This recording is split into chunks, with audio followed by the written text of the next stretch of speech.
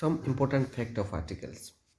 ये आर्टिकल्स पढ़ने से पहले आप सभी को एक स्टैंडर्ड बुक को पढ़ना चाहिए, ताकि जितना भी कंडीशंस है और एग्जाम में आने वाली सारी चीज़ आपको पता चलेगा। ये आज इस क्लास में किताब में दो ही बात हम नहीं बताएंगे, जो कंडीशंस है जिससे आपको डाउट होने वाला है और आपको इस्तेमाल करने में कन्फ्यूजन है, इस चीज़ का बारे में आप बताएंगे। ये नहीं कि आर्टिकल क्या है, इसका प्रकार क्या है, ये अंधी को कैसे यूज करते हैं, ये नहीं बताएंगे। कंडीशन नंबर 1 देखिए, ठीक ना। कंडीशन नंबर 1 है English is the language of English. Question क्या है? English is the language of English. ठीक, ये देखो मैं दोनों साइड में डेस्क लग दिया है, आपको मैं समय देता हूँ, आर्टिकल लगा के दिखाइए, ए अंधी या नॉन। ठीक, क्या होगा बताइए?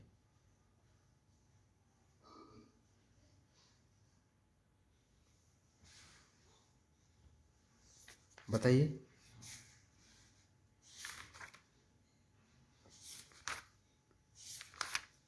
सोचिए। और इस चीज़ को मतलब पता करने के लिए, यानी इसका बारे में ज्ञान हासिल करने के लिए आपको एक स्टैंडर्ड बुक पढ़ना चाहिए। ठीक, और क्या करना चाहिए? उसका नॉर्मल जो बेसिक फंडामेंटल वो भी पता होना चाहिए, ताकि आप क्लियर कर सकते हो। ये नहीं कि नॉर्मल क्वेश्चन आपको पूछ रहा है एग्जाम में। ठीक है, जो पहला है इंग्लिश में नो आर्टिकल्स होगा, नॉन होगा। सेकंड में द होगा। देखो इंग्लिश इंग्लिश बहुत है, और आप सोचोगे जहाँ ई आई ए यू होता है, भावल आ जाता है, ये वर्ड है, इसमें हम आर्टिकल लगा दो, ये गलत भावना है। आपको हिंदी का अ से लेके औ तक जितना भी भावल साउंड है वो आपका उच्चारण में आना चाहिए, आपकी बोली में आना चाहिए, ताकि आपको आर्टिकल को यूज करे, भावल का आन यूज करे। लेकिन इसमें पहला वाला में नहीं लगेगा और सेकेंड वाला में द लगेगा। क्यों लगेगा ये भी बताएंगे। देखिए, dash English is the language of dash English. ठीक, अभी देखो, the language not followed by articles. जितना भी लैंग्वेज है, मतलब भारत में हो चाहे विदेशों में हो, जो भी लैंग्वेज है, जैसे कि चाइनीस हो गया, बर्मन हो गया, इंग्लिश हो गया, पर्शियन हो गया, उड़िया, तमिल, तेलुगु, मलयालम, ये सारे जितना भी है, इसका जो जितना भी लैंग्वेज है वो आर्टिकल नहीं फॉलो करता है। पहला सवाल है। आप किस में कन्फ्यूज होगी? जैसे कि ओडिया हो गया, ओ आता है, आप सोचोगे यार ये भावल साउंड है, मैं इसमें इसका पीछे आन लगा दूंगा, तो ये नहीं होता है। तो आपको देखना कि ये जो आपको जैसे सेंटेंस का आपको भावना को समझना है, ये सेंटेंस किसको इशारा कर रहा है, ये लैंग्वेज को इशारा कर रहा है या किसी अदर को इशारा कर रहा है। जैसे पहला क्वेश्चन में था dash English is the language of dash English, तो पहला है इंग्लिश लैंग्वेज को समझा, और डैश वाला इंग्लिश वो कम्युनिटी को समझा। क्यों? जितना भी कम्युनिटी है, जैसे कि इंडियन, चाइनीज, पर्शियन, वो भी एक कम्युनिटी है ना। आप बोलोगे इंग्लिश इंग्लिश तो सेम वर्ड है, नहीं, आपको सेंटेंस की भावना को समझना है कि जो इंग्लिश है किस को इशारा कर रहा था। नेक्स्ट एक क्वेश्चन देखिए, Odia is the language of the Odia, है ना।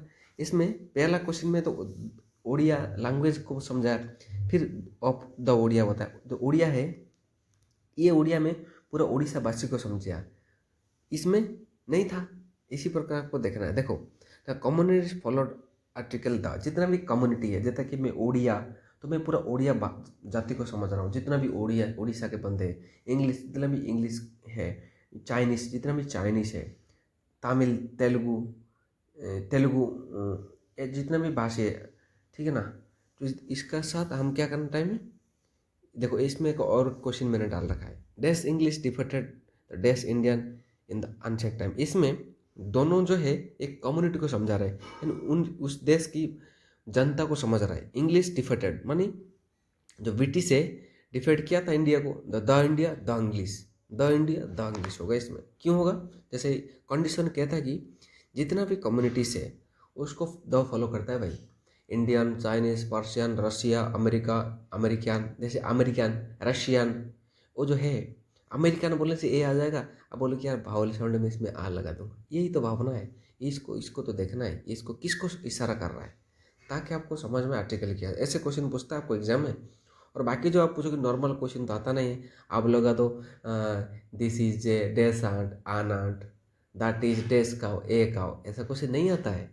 इसी प्रकार क्वेश्चन आता है ताकि आपको कन्फ्यूज भी दे और समझ में आए। कंडीशन नंबर 2 को देखिए क्या है। ठीक, नेक्स्ट कंडीशन है I lost dash umbrella which is brought from Ganesh market, ठीक। I lost dash umbrella which was brought from Ganesh market. जो अम्ब्रेला मैंने गणेश मार्केट से लाया था वो खो दिया, ठीक है। ये क्वेश्चन ऐसे बोला है। मैं अभी बोलना चाहूँगा ये अम्ब्रेला है, उसका पीछे क्या अम्ब्रेला अब ओ आ रहा है, भावल साउंड भी है। जो आर्टिकल है भावल को फॉलो करता है, मैं बताया आपको। ये देखना नहीं ए आई ओ यू, ये गलत है, उसका भी रीजन बताएंगे क्यों। आपको भावल साउंड आपका मुंह में, आपकी भावना में, आपकी जो वर्डिंग में जैसे वॉइस निकलता है मुंह से, उसमें से आना चाहिए ओ आ ई उ ए आई, ऐसा जो साउंड है वो आना चाहिए, ठीक है। मैंने आपको लिख के भी दे दिया। I lost days umbrella which was broad from Ganesh market. कीजिए, मैं समझ दिया है आपको, करिए, सोचिए।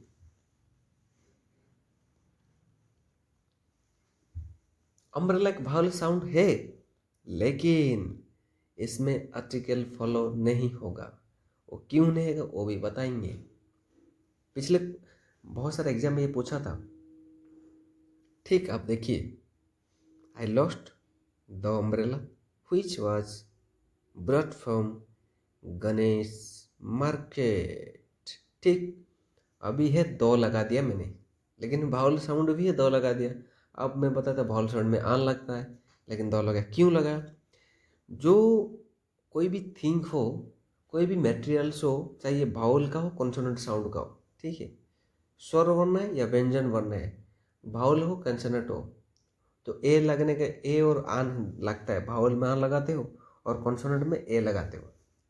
इसी क्षेत्र में जब सेंटेंस पर्टिकुलराइज किस चीज़ में हो जाता है, यानी दूसरे को इशारा करता है, पर्टिकुलराइज टू अनदर थिंग्स, तो इसमें दो फॉलो हो जाता है, चाहे कोई भी साउंड हो। देखो, when a article particularise to other things then the article is followed by the, यानी मैं जिस अम्ब्रेला को लाया था उस अम्ब्रेला को ही खो दिया, यानी उसको पर्टिकुलराइज किया, इसी अम्ब्रेला को मैंने खो दिया। मैं कुछ भी बोले उसको इशारा करेगा। मैं जहाँ कोई सामान अम्ब्रेला हो उसका जगह पे और कुछ हो, मतलब उसी को इशारा कर रहा है कि मैं जो लाया था उसी को ही खो दिया, मतलब पर्टिकुलर कर रहा है, पर्टिकुलर थिंग को देख। इसे फॉर एग्जाम्पल मैं नीचे भी एक एग्जाम्पल दिया आपको समझने के लिए। I have dash elephant which was brought by me in the nearest forest. मैं जंगल से एक हाथी को लाया था, इसमें एलिफेंट है, बाहर साउंड भी है, इस क्या बोलोगे। नहीं, मैंने इस ये एलिफेंट को ही कहाँ से लाया था, ये नियरेस्ट फॉरेस्ट लाया था। इस आपको इशारा किया, उसको इंडिकेट किया है, यानी पर्टिकुलराइज किया है। मैं अम्ब्रेला को लाया था, इसमें दो हो जाएगा, दो एलिफेंट, ठीक। अभी नेक्स्ट कंडीशन नंबर 3 देखिए। He is dash ablest man of the town, he is dash ablest man of the town. सोचिए और करिए, दिखाते। मैं जो कंडीशन बता रहा हूँ आपको, ये आपको एक स्टैंडर्ड बुक पढ़ के ही आप इसमें टच करोगे तो आ जाएगा और कन्फ्यूज क्लियर होगा। आप तो कर दोगे बिना कन्फ्यूज में थोड़ा बहुत, लेकिन गलत है। आपको एक स्टैंडर्ड बुक पढ़ना है और फिर इसको देखने से आपको आसानी से समझ में आ जाए। एक बार बैठ गया ना, क्लियर। अभी इस क्लास के अंदर जो हम शुरू किए हैं, एक जो वैल्यू ऑफ इन्फॉर्मेशन का जो चैनल बनाया, वो वैल्यू ही है और इन्फॉर्मेशन भी है। और एक कंडीशन हम बहुत बताएंगे शानदार तरीके से, अच्छा जो कि एग्जाम में पूछता है, ठीक। ये देखो, he is the ablest man of the town, he is the ablest. देखो एबलेस्ट भी बहुत साउंड आ रहा है, एबलेस्ट ए ओ आ रहा है, ए आ रहा है, ए आ रहा है। और जो हिंदी में ओ आ ई उ ए आई ओ औ ए, तो एबलेस्ट होने से दो लगा दिया मैंने। कंडीशन क्या देखो, all superlative degree is followed by the, all superlative degree followed by the. ये सुपरलेटिव डिग्री क्या होता है, सुपरलेटिव मानी बड़े से बड़ा, ज़्यादा से ज़्यादा, good better best, rich richer richest, small smaller smallest, large larger largest. ये जो लास्ट वाला ई एस टी लगा के है वो सुपरलेटिव डिग्री है। वो एक स्टैंडर्ड बुक में मिल जाता है आपको सुपरलेटिव डिग्री क्या है। तो ये जब किसी सेंटेंस में आ जाता है तो अब आपको दो लगाना है, चाहे कोई साउंड क्यों ना कोई सी भी हो। आप पाउल का साउंड है तो आ लगाने की जगह आपको दो लगाना है, कॉन्सोनेंट साउंड पे ए लगाने के बदली आपको दो ही लगाना है, ठीक।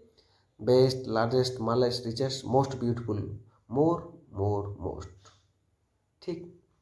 मोस्ट भी एक सुपरलेटिव डिग्री, ठीक। Bigger big bigger biggest, large larger largest, poor poor poorest, rich richer richest, ऐसी प्रकार है। देखो, Patna is dash oldest city of the state of Bihar. City of Bihar मान लो, इसी में आपको ओल्डेस्ट आएगा, ओ आता है। आप सोचेंगे यार इसमें तो आन होगा क्योंकि वावल साउंड है। यही तो कन्फ्यूजन के लिए एग्जाम में पूछा जाता है। इसमें द आएगा, ठीक। इसमें क्या आएगा भाई, द आएगा। क्यों आएगा मैंने बता दिया। सुपरलेटिव डिग्री फॉलो द करता है। कंडीशन नंबर आप 4 पाइए, क्या है देखिए। Gita is a holy book, Gita is a holy book of Hindus. जो भी सेंटेंस बनाओ इसमें क्या है, इसमें क्या लगाओगे बताओ। A an the none, Gita यानी कॉन्सोनेंट साउंड है ना।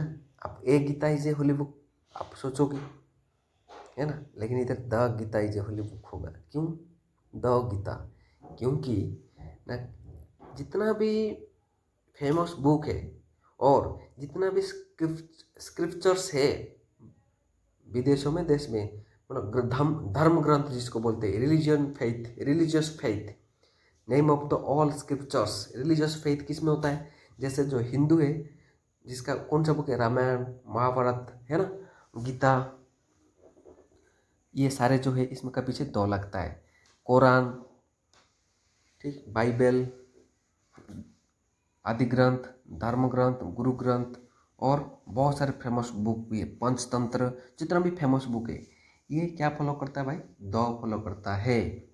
जितना भी फेमस बुक्स है और जितना भी फेमस स्क्रिप्चर्स है, किसी का भी हो, किसी का बुक हो, उसका पीछे द फॉलो करता है। The Ramayana is the holy book Hindus, the Bible, the